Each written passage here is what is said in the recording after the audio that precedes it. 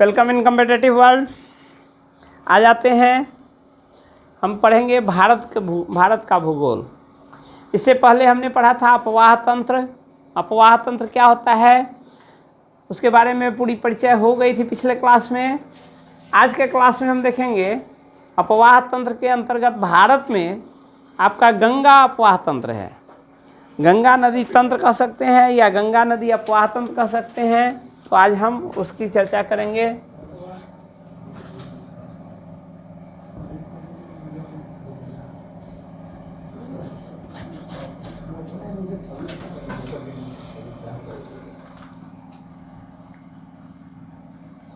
गंगा नदी तंत्र पढ़ने से पहले हमको गंगा का पूरा प्रवाह देखना होगा, कहाँ से गंगा निकलती है, कैसे जाती है।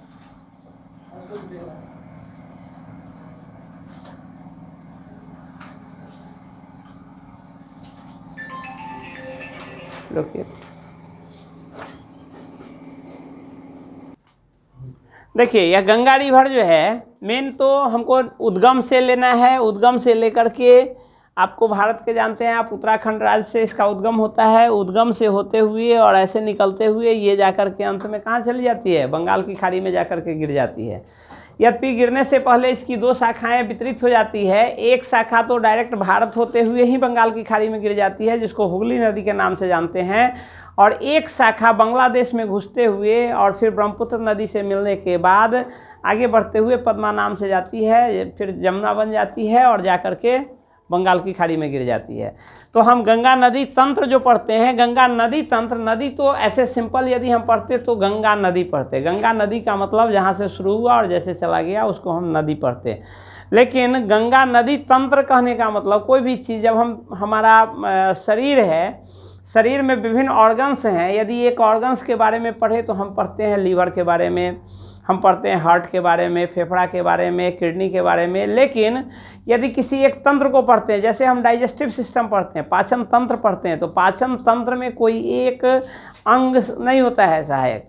पाचन तंत्र में हम मुंह से भोजन लेते हैं, वहाँ से जिस जिस रास्तों से जैसे जैसे हमारा भोजन गुजरता है उसमें जिन जिन पार्ट का सहयोग होता है उन सभी को मिलाकर उसका अध्ययन, और वहाँ कौन सी क्रिया होती है, कौन किसका पाचन करता है, तो उन सारे चीज़ों को लेकर एक जगह समाहित करते हुए हम अध्ययन करते हैं, तो उसको तंत्र कहते हैं, सिस्टम कहते हैं।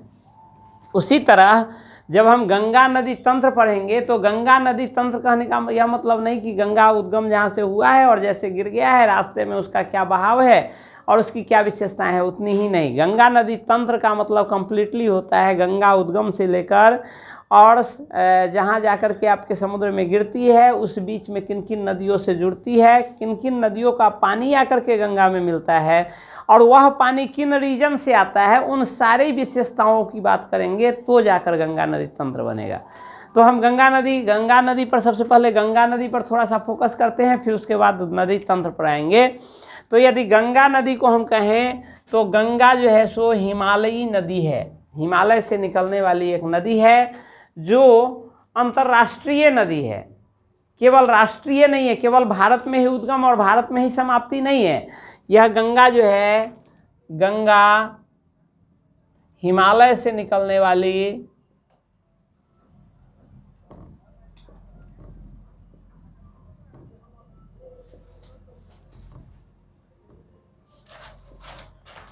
एक अंतर्राष्ट्रीय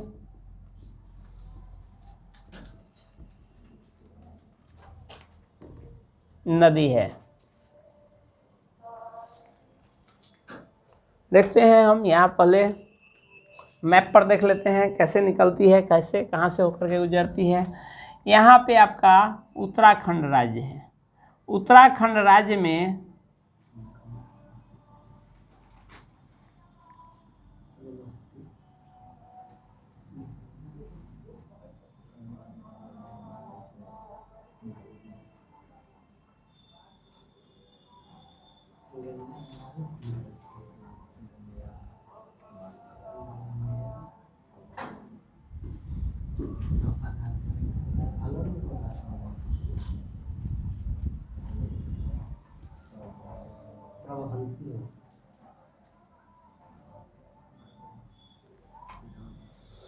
उत्तराखंड राज्य में, ये आपका उत्तराखंड राज्य है भारत का, यूके। उत्तराखंड राज्य में दो अलग अलग ग्लेशियर है जिसका नाम है, यहाँ पे है गंगोत्री ग्लेशियर और यहाँ पे है सतोपंथ ग्लेशियर। ये गंगोत्री ग्लेशियर से ही एक नदी निकलती है जिसका नाम है, ऐसे मैप पर तो बहुत छोटा है, अलग से भी इसको बनाते हैं। यहाँ पे गंगोत्री ग्लेशियर से एक नदी निकलती है जिसका नाम है भागीरथी। ये भागीरथी नदी यहाँ से निकलती है और आगे प्रवाहित होते हुए एक दूसरा ग्लेशियर उसके बगल में, ये आपको भारत में स्थित हिमालय पे सबसे बड़ा ग्लेशियर है गंगोत्री ग्लेशियर। भारत में स्थित हिमालय पे सबसे बड़ा ग्लेशियर जो है आपका गंगोत्री ग्लेशियर है। वैसे विश्व का सर्वाधिक बड़ा ग्लेशियर कौन सा है? आप लोग कमेंट करिए, विश्व का सबसे बड़ा ग्लेशियर कौन सा है, फिर उस पर चर्चा करेंगे। ऐसे यह भारत में स्थित हिमालय का जो पार्ट है उसमें सबसे बड़ा ग्लेशियर यह गंगोत्री ग्लेशियर है, उसी का दूसरा नाम गोमुख ग्लेशियर भी है। तो उस गोमुख ग्लेशियर से यह एक नदी प्रवाहित होती है जिसका नाम है भगीरथी, और यही भगीरथी नदी आगे बहती है और इसमें कई सारी नदियाँ आकर के मिलती है। लेकिन एक इम्पॉर्टेंट इसलिए इसको कहा जाता है, ये एक इसके बगल में ही उत्तराखंड राज्य में ही एक सतोपंथ ग्लेशियर है जहाँ से यह एक दूसरी नदी निकलती है, जिस नदी का नाम कौन सा है? अलकनंदा। यह अलकनंदा और यह भगीरथी दोनों आकर के यहाँ पर मिल जाती है, और जहाँ पर अलकनंदा और भगीरथी मिलती है वहीं से उस नदी का तीसरा नाम शुरू हो जाता है। न उसके बाद ये भगीरथी रहती है, न ही अलकनंदा रहती है, एक तीसरे नाम से जानी जाती है, जो नाम क्या है? गंगा। यहाँ से इसका नाम गंगा हो जाता है और गंगा प्रवाहित होते हुए आगे आकर के कई हमारे भारत के कुल 5 राज्यों से गुजरते हुए यह आगे आकर के यहाँ वेस्ट बंगाल में आकर के ये 2 शाखाओं में बट जाती है। एक उत्तर की ओर मुड़कर बांग्लादेश में प्रवेश करते हुए आपके बंगाल की खाड़ी में गिरती है, और एक दक्षिण की तरफ एक शाखा मुड़ती है जिसका नाम वहाँ से अलग हो जाता है, उसका नाम वहाँ से हुगली नदी हो जाता है। और यही हुगली नदी आप जानते हैं कि कलकत्ता का जो आपका ब्रिज है या कलकत्ता शहर जो है वो किस नदी के किनारे बसा हुआ है? हुगली नदी के किनारे बसा हुआ है। और यही होते हुए ये कहाँ? बंगाल की खाड़ी में, भारतीय प्रदेश में ही बंगाल की खाड़ी में जाकर के गिर जाती है। तो ये तो पूरी कहानी हुई, इसको हम डिटेल आएंगे, चूँकि यहाँ तो बहुत भारत के मैप पर बहुत छोटा दिख रहा है, इसको हम डिटेल आते हैं और देखते हैं। यदि आप यहाँ आएंगे तो यहाँ लिख सकते हैं कि यह एक अंतर्राष्ट्रीय नदी इसलिए कही जाती है चूँकि यह भारत से उद्गम जरूर भारत से हुआ है, लेकिन जाकर के फाइनली मिलती कहाँ है? बांग्लादेश होते हुए बंगाल की खाड़ी में गिरती है, इसलिए इसको हम क्या कहते हैं? अंतर्राष्ट्रीय नदी है। केवल भारत की नदी नहीं है, केवल भारत होते हुए नहीं गुजरती है, ये विदेश से यानी बांग्लादेश में भी घुस जाती है, इसलिए इसको हम अंतर्राष्ट्रीय नदी कहते हैं। इसमें जल जो है, जहाँ तक जल का बात करेंगे तो जल भी इसमें 3 प्रदेश से, 3 देश से जल आता है। जल अधिग्रहण क्षेत्र जो है, क्षेत्र तो बहुत विस्तृत है इसका। यदि हम केवल भारतीय राज्य में, केवल पहले देश में बात करते हैं तो इस नदी में जल 3 देशों, किन किन देशों से? भारत तो है ही, सर्वाधिक तो भारत से ही आता है, भारत है ही। यहाँ जो है ये यहाँ पहाड़, ये भारत पार के जो पहाड़ हैं वहाँ से भी आकर के इसमें पानी आता है। वहाँ कौन सा है? तिब्बत है, जो वर्तमान में किसका है? चीन का पार्ट है, चीन, और साथ ही बांग्लादेश।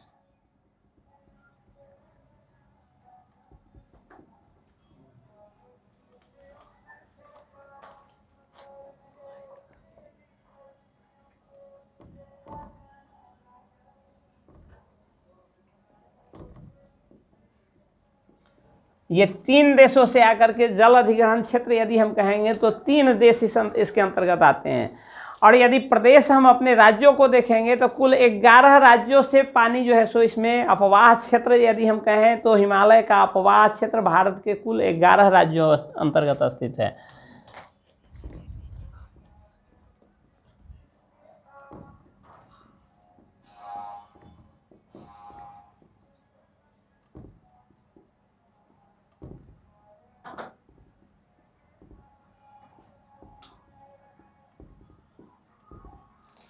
भारत के कुल 11 राज्यों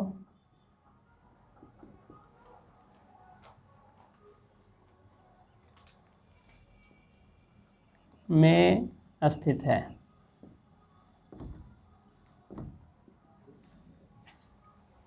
जैसे आप देखेंगे यहाँ उत्तराखंड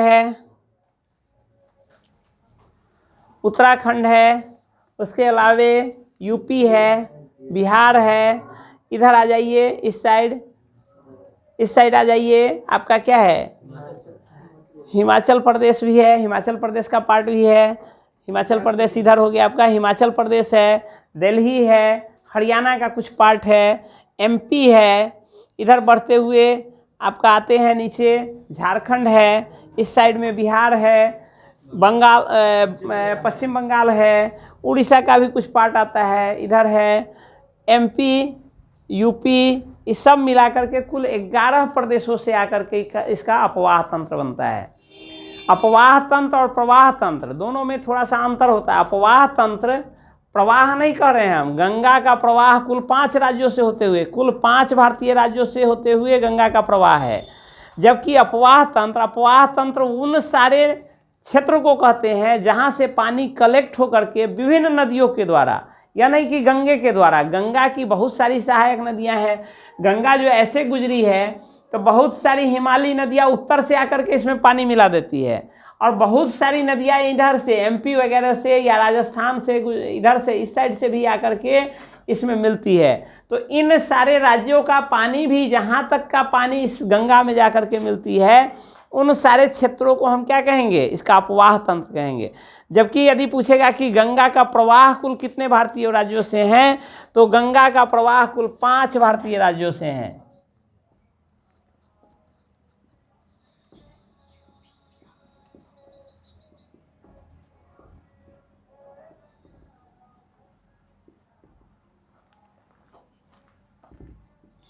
पांच राज्यों, बताइए कौन कौन राज्य है।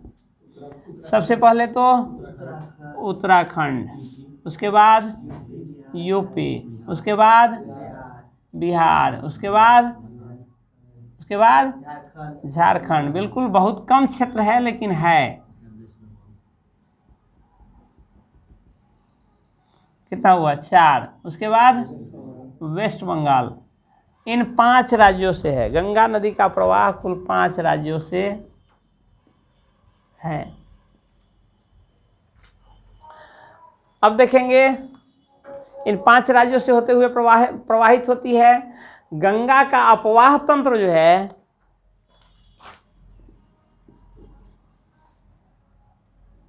यहाँ पे लिखिए, चूंकि अपवाह तंत्र यहाँ है। इस नदी के अपवाह तंत्र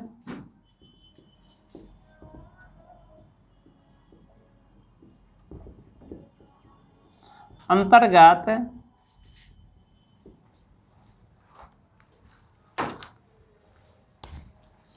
भारत की जनसंख्या का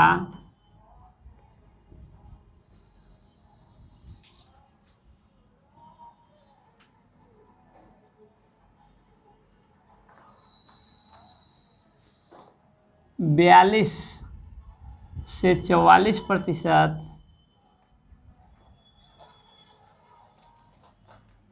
निवास करती है।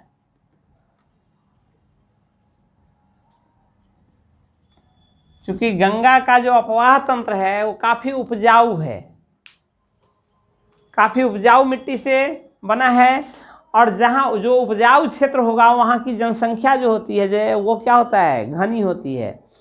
तो इधर तो मैक्सिमम पार्ट तो क्या है, पठारी पार्ट है। ये हमारा प्रायद्वीपीय भारत तो पठारी पार्ट है। तो भारत की जो उत्तरी भाग है, उत्तरी भाग में ही जनसंख्या जो है सो काफ़ी घनत्व है जनसंख्या का। तो इस प्रकार हम यदि कहें तो पूरे भारत की जनसंख्या का लगभग, क्योंकि 44% हो ही गया, लगभग आधी जनसंख्या जो है वो गंगा नदी के अपवाह तंत्र अंतर्गत निवास करती है। वो 42 से 44% जनसंख्या जो है वो इसी नदी बेसिन में, इसी नदी के अपवाह तंत्र जहाँ तक फैला हुआ है उसी क्षेत्र में निवास करती है।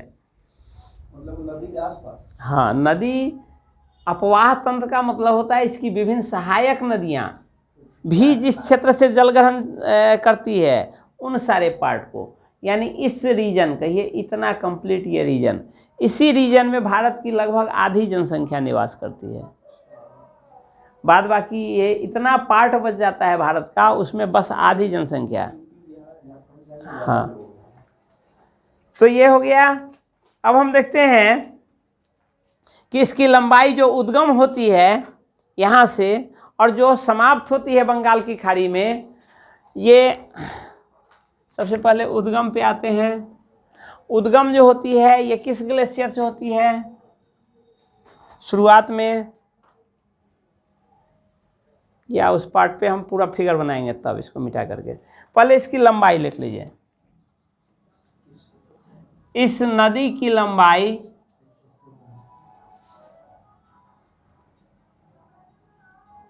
कितनी है? 2525 किलोमीटर, या कहीं कहीं बुक में आप देखिएगा 2510 का भी उल्लेख रहता है। तो 2510 चूंकि नदी है, नदी की एग्जैक्ट लंबाई नहीं मापी जा सकती, वो अपना मार्ग बदलते रहती है, थोड़ा बहुत उसमें चेंजिंग होते रहता है। तो ये हल्का, यदि 2500 किलोमीटर भी देता है ऑप्शन, आप वो भी मार सकते हैं। 2500 किलोमीटर, 2525 किलोमीटर, 2510 किलोमीटर, आप ऑप्शन के हिसाब से किलोमीटर है। इसकी यदि सबसे प्रमुख सहायक नदी कहिएगा तो यमुना है। चलिए उस पर बाद में आते हैं। सबसे पहले अब हम इसके उद्गम से लेकर के, उद्गम में कौन कौन ग्लेशियर है स्क्रीनशॉट लीजिए, उसके बाद उस पॉइंट पर बढ़ेंगे, वहाँ पे आएंगे। यदि हुई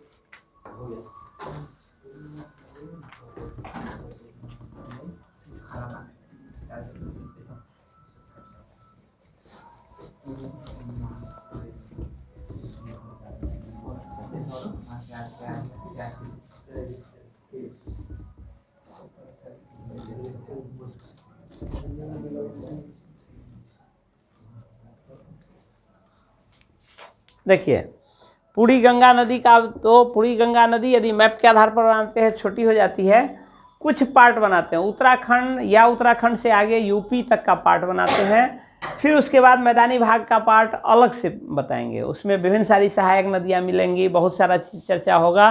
तो अभी केवल हम उत्तराखंड से लेकर के और यूपी तक जो है, बहुत सारी नदियों के मिलने से बहुत सारे जगह प्रयाग का निर्माण होता है। अभी आज के क्लास में हम उसी पर चर्चा करेंगे। तो देखिए, सबसे पहले अभी हम मेन इसका उत्तराखंड अंतर्गत जो है वहीं का चर्चा करते हैं। यहाँ पर 2 ग्लेशियर है, यहाँ से एक नदी निकलती है, इसका नाम है आपको गंगोत्री ग्लेशियर, या इसी को गोमुख भी कहते हैं।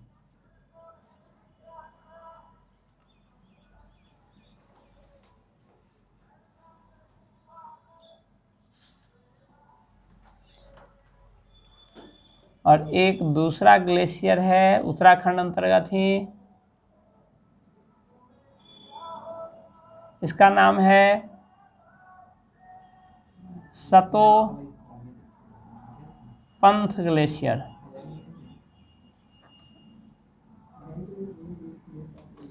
यहाँ से एक दूसरी नदी निकलती है,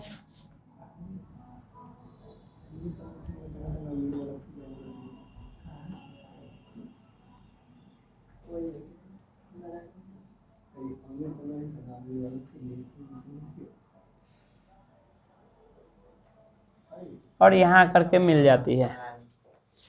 सबसे पहले 2 नदियों के संगम को प्रयाग कहते हैं। आप ये ध्यान रखेंगे कि 2 नदी जहाँ पर जुड़ती है उसको प्रयाग कहते हैं। तो यहाँ पर आप देख रहे हैं 2 नदी आपस में जुड़ रही है, तो 2 नदी यहाँ पे जुड़ रही है उसको हम प्रयाग कहेंगे। यानी इस पॉइंट का नाम है देव प्रयाग।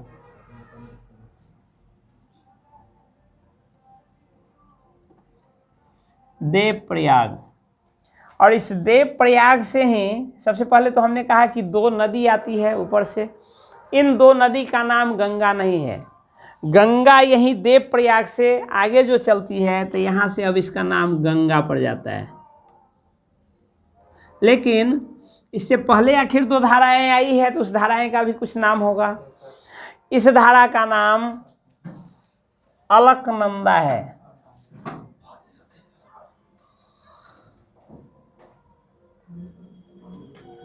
आप याद रखेंगे कि बाएं साइड से आती है अलकनंदा और उसके दाहिने साइड से, उधर से यदि हम आते समय ध्यान देंगे तो आपका क्या कहते हैं, दक्षिण साइड से आती है भागीरथी और उसके उत्तर साइड से आती है अलकनंदा और यह आकर के देवप्रयाग में आकर के दोनों एक दूसरे से मिल जाती है। ये टोटल का टोटल इसका उद्गम से लेकर के और इन दोनों का मिलन ये सबका सब कहाँ है, उत्तराखंड राज्य अंतर्गत ही स्थित है। ये है आपका भागीरथी।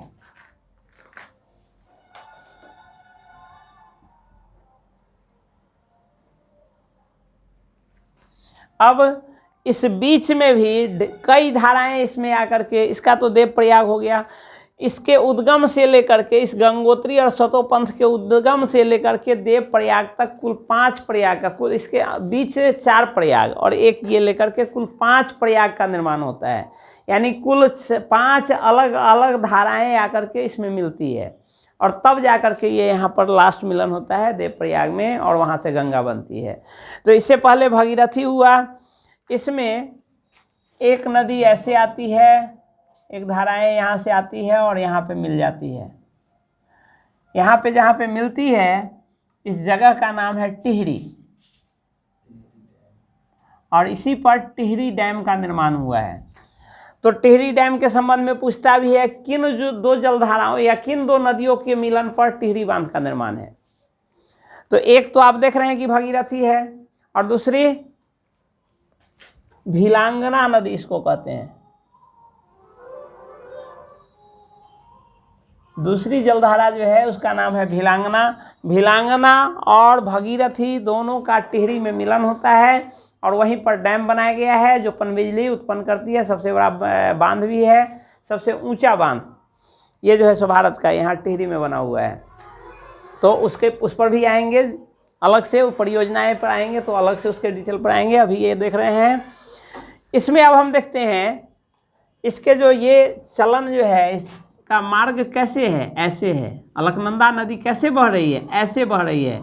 तो ऐसे बहने में इधर से जो नदी आएगी उसको क्या कहेंगे, दाहिने साइड से, और इधर से जो नदी आएगी उसको क्या कहेंगे, बाएं साइड से। यदि आप ऐसे चल रहे हैं तो इधर से जो हमारे साथ मिलेगा उसको दाहिने साइड और इधर से जो मिलेगा उसको बाएं साइड। तो नदी का प्रवाह कैसे, ऐसे है। तो नदी के प्रवाह के क्रम में ही हम कहते हैं कि वो दाएं या बाएं। नदी ऐसे आ रही है तो कुछ जलधाराएं इधर से आके मिलेंगी और कुछ जलधाराएं इधर से आके मिलेंगी। तो हम उस पर चर्चा करते हैं।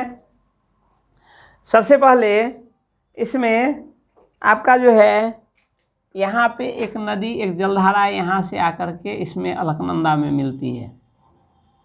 तो जैसे ही आकर के मिली तो हम जानते हैं कि जहाँ मिलन होता है उसको प्रयाग कहते हैं। 2 नदी के संगम को प्रयाग कहते हैं। जैसे आप प्रयाग का मेला लगता है यूपी में, कहाँ, जिसका नाम प्रयागराज या इलाहाबाद कहते हैं। कौन सी जलधाराएं वहाँ मिलती है, कौन सी नदी वहाँ मिलती है, बताइए कौन सी नदी है। यही प्रयागराज है, इलाहाबाद है। यह यमुना नदी है जो गंगा की सबसे बड़ी सहायक नदी भी है। तो ये जो है सो इसको कहते हैं धौली गंगा।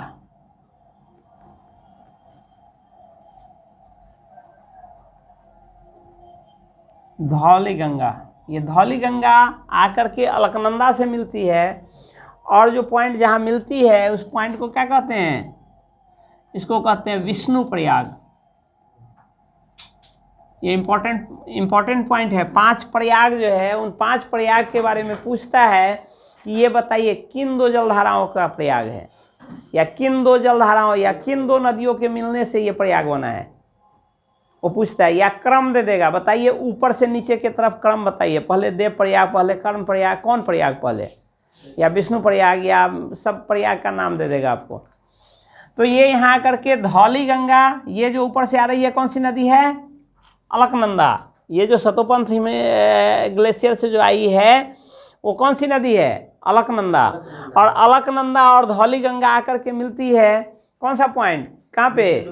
विष्णुप्रयाग में आकर के मिलती है।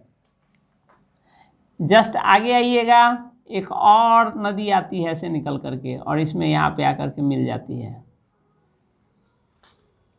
यह नदी है नंदाकिनी। नंदाकिनी, मंदाकिनी नहीं, नंदाकिनी। नंदाकिनी आकर के किसके साथ मिल रही है? किसके साथ मिल रही है? अलकनंदा के साथ मिल रही है। और जहां पे मिलती है वहां एक प्रयाग का निर्माण करती है। इस प्रयाग का क्या नाम है? नंद प्रयाग। सब में प्रयाग जोड़ दीजिए, नंद प्रयाग। एक और नदी आगे आइए, एक और नदी आती है ऐसे और अलकनंदा में यहाँ करके मिल जाती है। ये नदी का नाम है पिंडार नदी। पिंडार नदी आकर के मिलती है जहाँ प्रयाग का निर्माण होता है। उस प्रयाग का क्या नाम है? इसका नाम है कर्ण प्रयाग। ठीक है, ये तीन प्रमुख नदियां जो है सो बाईं तरफ से आकर के इस अलकनंदा में बाईं तरफ से आकर के मिले। एक चौथी नदी है यहाँ से आती है ऐसे और यहाँ आकर के मिल जाती है। इस नदी का नाम है मंदाकिनी।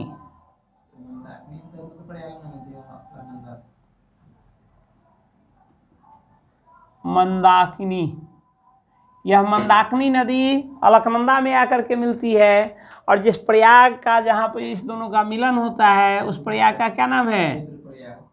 रुद्रप्रयाग।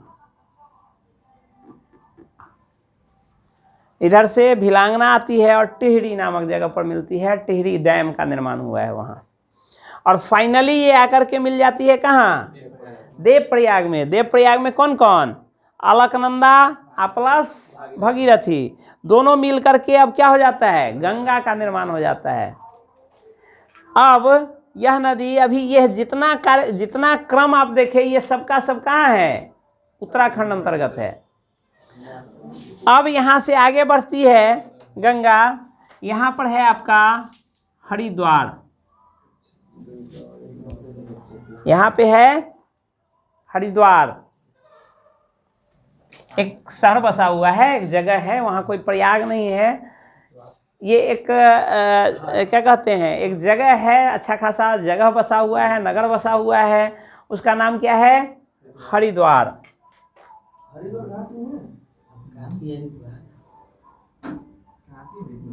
हरिद्वार से यह नदी और आगे बढ़ती है। अच्छा, हरिद्वार से पहले एक और पॉइंट छूट गया, उसको भी ले लीजिए। आप यहाँ पर कहिए थोड़ा सा ऊपर, या हरिद्वार को नीचे जाने देते हैं थोड़ा सा, तब हो जाएगा। यहाँ पर हरिद्वार है, हरिद्वार का मुख्य चर्चा है इसमें। लेकिन उससे भी पहले एक पॉइंट है इसी नदी पर, ऋषिकेश।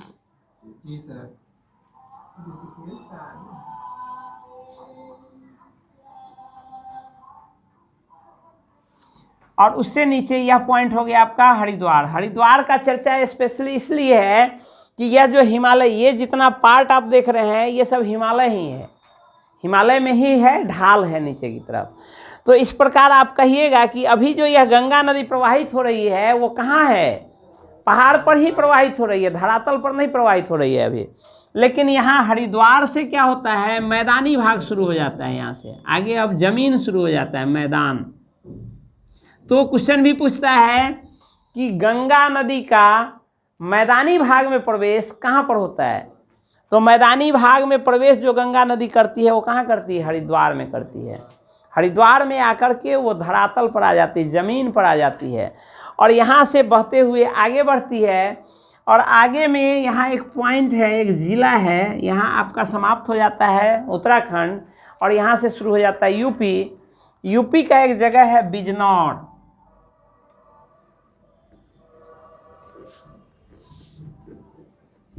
ये बिजनौर नामक एक ज़िला है। इसी ज़िला में आपको कभी पूछता है डीप यदि जाएगा, हालांकि इतना डीप पूछता नहीं है, यदि इतना डीप जाएगा कि आपका गंगा नदी भारत के उत्तर प्रदेश राज्य में किस जिला में प्रवेश करती है। इससे पहले तक उत्तराखंड है, यहाँ पर जाकर के जो है सो बिजनौर में जाकर के यूपी में प्रवेश कर जाती है।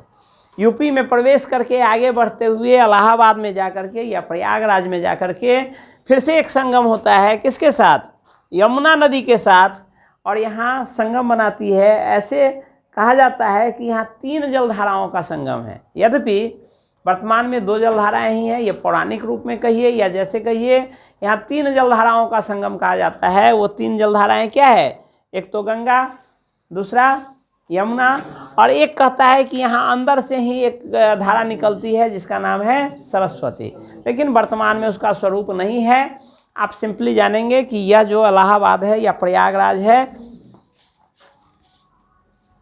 ये आपका है प्रयागराज। इस प्रयागराज में 2 जलधाराएं गंगा और यमुना का संगम होता है। तो इसमें आप देखेंगे, इसमें आप इम्पोर्टेंट पॉइंट ये है, इसमें आपको ये प्रयाग शब्द जो है, प्रयाग का क्रम आपको याद रखना होगा। सबसे पहले तो हम ग्लेशियर पर चलते हैं, उसके बाद इस पर चलेंगे। ग्लेशियर जो है गंगोत्री ग्लेशियर,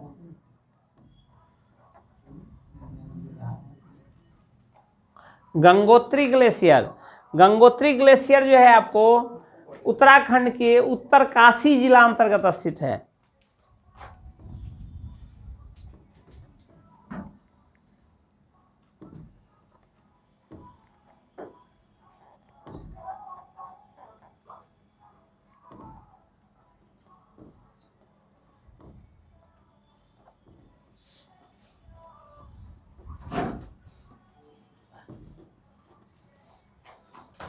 ये सतोपंथ ग्लेशियर भी, ये भी यहीं से क्या होता है, यहीं से किसकी शुरुआत होती है, भागीरथी नदी की शुरुआत होती है।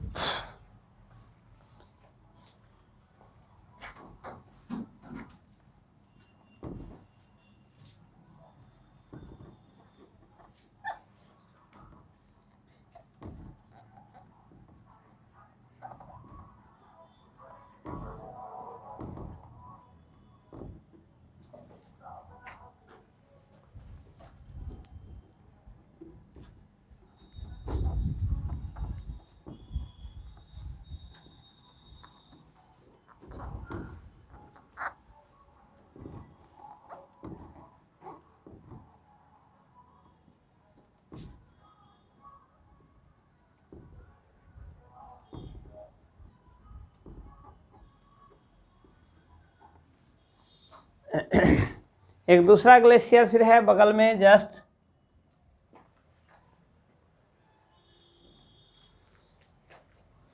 अच्छा, इसका उद्गम जो है आपका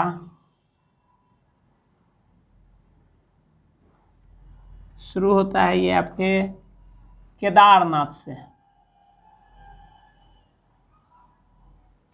और इसके बगल में ही है आपको यहीं पर एक है स्थल बद्रीनाथ। नज़दीक ही है तो नज़दीक ही, हालांकि रास्ता थोड़ा सा घुमाऊ है और दूरी पड़ जाता है। तो यह है हिमालय का सबसे बड़ा ग्लेशियर। इसके जस्ट बगल में ही है बहुत एक सतोपंथ ग्लेशियर। जगह इसको बोलते हैं अलकापुरी, उत्तराखंड।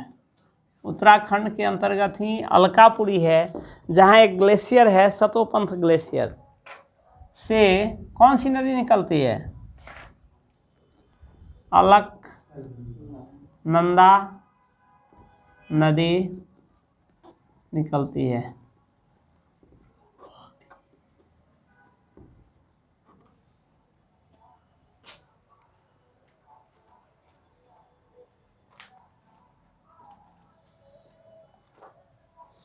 इसमें अब देखेंगे हम, इसमें जो विभिन्न प्रयाग है उस प्रयाग में एक तो प्रयाग का क्रम पूछता है कि ऊपर से नीचे की तरफ चलेंगे तो कौन सा प्रयाग होगा, तो आप क्रम से ही उसको देखिए। पंच प्रयाग कहते हैं इसको। ये 5 प्रयाग का जो निर्माण हुआ है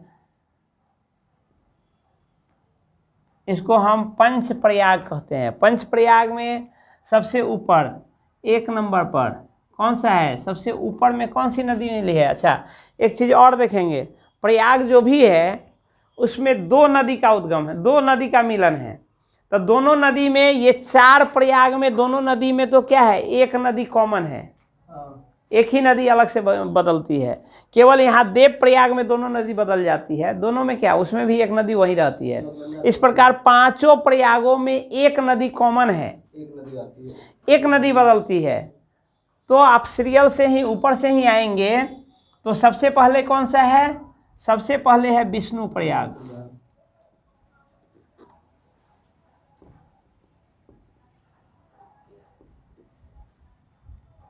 सेकंड पर कौन सा है, विष्णु प्रयाग के नीचे नंद प्रयाग। फिर उसके बाद कर्ण प्रयाग, फिर उसके नीचे रुद्र प्रयाग, और उसके नीचे 5वां लास्ट जो है आपका देव प्रयाग। पांचों में आप देखेंगे कि एक नदी तो सब में शामिल है, वो कौन सी है, अलकनंदा। एक तो पांचों में अलकनंदा नदी ही है, तो आप याद रखेंगे कि अलकनंदा, और प्लस अन्य जो भी है उसको देखेंगे कि अन्य कौन सी है, कहाँ पे।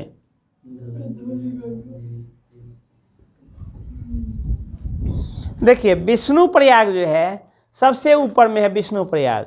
विष्णु प्रयाग में इधर से आया अलकनंदा और इधर से आया धौली गंगा। तो यहाँ हम याद रखेंगे कि यह जो है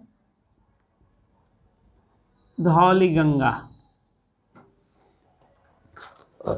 उसके बाद देखते हैं नंद प्रयाग में एक तो अलकनंदा है ही, और उधर से आया है कौन सा, नंदाकिनी। आगे देखते हैं कर्ण प्रयाग में एक नदी तो अलकनंदा है ही, उधर से आया कौन सा, पिंडार नदी। फिर रुद्र प्रयाग में, अब देखिएगा यह तीनों, यदि ऐसा भी पूछ सकता है 4 क्रम दे दे, 4 नदी का नाम दे दे और कहे इसमें से भिन्न को छांटिए, कौन सा भिन्न छांट दे, यही 4 नदी दे देगा। अच्छा, इसमें रुद्र प्रयाग में कौन सी नदी आती है, मंदाकिनी। एक तो अलकनंदा सब में है ही, मंदाकिनी। यही 4 का नाम दे दे या कहेगा कि इसमें से भिन्न छांटिए, तो कौन सा छाटेंगे आप, इस चारों का नाम दे दे और कहेगा कि इसमें से भिन्न छांटिए, रहता है आपका रीजनिंग में जो क्या करता है, ये दे देता है ना कि इसमें से अलग जो है उसको छांटिए। इन 4 का नाम दे दे और कहे इसमें से भिन्न छांटिए, तो क्या छांटिएगा, मंदाकिनी छाटेंगे। क्यों, क्योंकि मंदाकिनी अलग हो गया। देखिए यहाँ से जो धारा प्रवाहित हुई है यह तीनों क्या है, लेफ्ट से आके मिली है, और ये मंदाकिनी क्या है, राइट से आके मिल रही है, तो तीनों से अलग है। तो बिल्कुल मंदाकिनी को हम अलग छांट देंगे इसमें से। चलिए देव प्रयाग में कौन सी मिलती है, एक तो अलकनंदा है ही और दूसरा भागीरथी।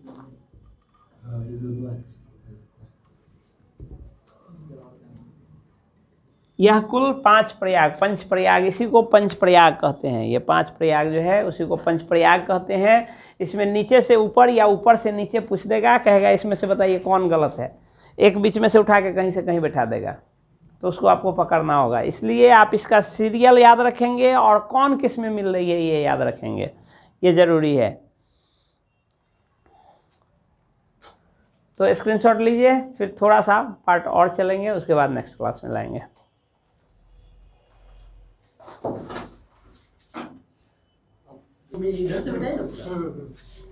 देखिए यह गंगा जो है, गंगा की सफाई के लिए या गंगा को स्वच्छ रहने के लिए भारत सरकार द्वारा बहुत सारे प्लान समय समय पर चलाए गए हैं कि गंगा को साफ रखा जाए, गंगा का डिसल्टेशन कराया जाए, उसमें प्रवाह जो है सो कंटिन्यू रहे, इसके लिए बहुत सारी परियोजनाएं चलाई गई है। तो उस पर छोटा सा फोकस हम करेंगे, हालांकि अभी बहुत सारा बाकी है। इधर मैदानी भाग में गंगा का अभी बहुत सारा, वो नेक्स्ट पार्ट में लेके आएंगे, लेकिन छोटा सा यहाँ हम ये देखते हैं। सबसे पहले 1985 में भारत सरकार द्वारा इस क्रम में प्रारंभ किया गया प्रथम प्रयास, जिसको गंगा एक्शन प्लान कहा गया। 1985 में गंगा एक्शन प्लान चलाया गया। उसके बाद इस कड़ी में आगे जो है सो गंगा का 2008 में गंगा को क्या किया गया, राष्ट्रीय नदी घोषित किया गया। इम्पोर्टेंट है, एग्जाम के दृष्टि से इम्पोर्टेंट है। 2008 में राष्ट्रीय नदी इसको घोषित किया गया। दूसरा है 2009 में, इसमें एक क्या कहते हैं, मछली है जिसको गंगेटिक डॉल्फिन भी कहते हैं, गंगा डॉल्फिन भी कहते हैं, उसको जो है सो राष्ट्रीय जलीय जीव घोषित किया गया 2009 ईस्वी में। गंगा डॉल्फिन,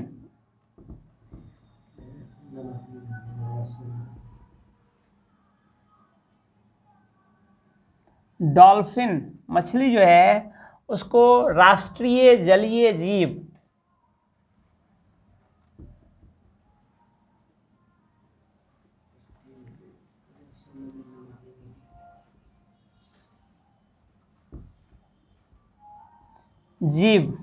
घोषित किया गया।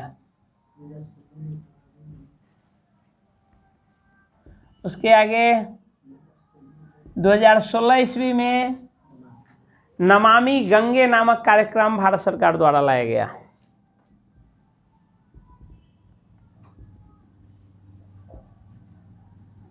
नमामि गंगे नामक प्रोजेक्ट लाया गया। उसके बाद 2017 में इसको गंगा को जो है सो उत्तराखंड के न्यायालय द्वारा एक जीवित व्यक्ति का दर्जा दिया गया गंगा को। 2017 में यूके न्यायालय द्वारा जीवित व्यक्ति का दर्जा दिया गया।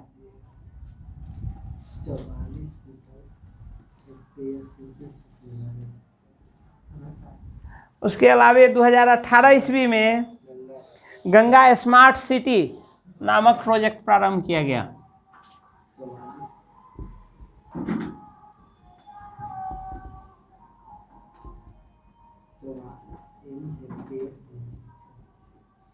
गंगा स्मार्ट सिटी नामक एक प्रोजेक्ट शुरू किया गया। इस स्मार्ट सिटी के अंतर्गत कुल भारत के कुल 10 शहरों को जो गंगा किनारे बसे हुए हैं उसको विस्तृत करने का, उसको विकसित करने का यहाँ जो है सो संकल्प लिया गया। 10 शहरों, भारत के कुल 10 शहरों को जो गंगा किनारे हैं, जिसमें वाराणसी है, इस प्रकार के कुल 10 शहर जो है सो इसके अंतर्गत विकसित करने का लक्ष्य रखा गया है। तो आज के क्लास में हम इतना ही। इसमें जो इम्पोर्टेंट चीज़ है, आप इसको, ये जो विभिन्न प्लान है भारत सरकार द्वारा चलाया गया, ये इसके उद्गम स्थल कौन कहाँ से है, कौन किस तरफ से आकर के मिलती है, किस प्रयाग का क्रम क्या है, ये सब इम्पोर्टेंट पॉइंट है, आप इसको याद रखेंगे। और रेस्ट पार्ट जो है, अभी मैदानी भाग में हम प्रवेश ही किए हैं, जस्ट आपको इससे ठीक पहले हरिद्वार में प्रवेश ही किया है। थोड़ा सा आगे बढ़ करके प्रयागराज में, वो भी, उसमें भी यमुना का विस्तृत ये अध्ययन नहीं हुआ है। इनकी विभिन्न सारी सहायक हिमालयी नदियाँ आकर के बिहार में और उत्तर प्रदेश में बहुत सारी नदियाँ इसमें आकर के मिलती है। उन सब का चर्चा जब हम कर लेंगे तो ये गंगा नदी तंत्र समाप्त हो जाएगा। तो अभी एक लंबा चौड़ा चैप्टर है ये, अभी बहुत सारी चीज़ बाकी है, फिर से नेक्स्ट क्लास में लेकर के आएंगे। चलिए हम फिर से मिलेंगे इसी नदी तंत्र के साथ, तब तक के लिए धन्यवाद।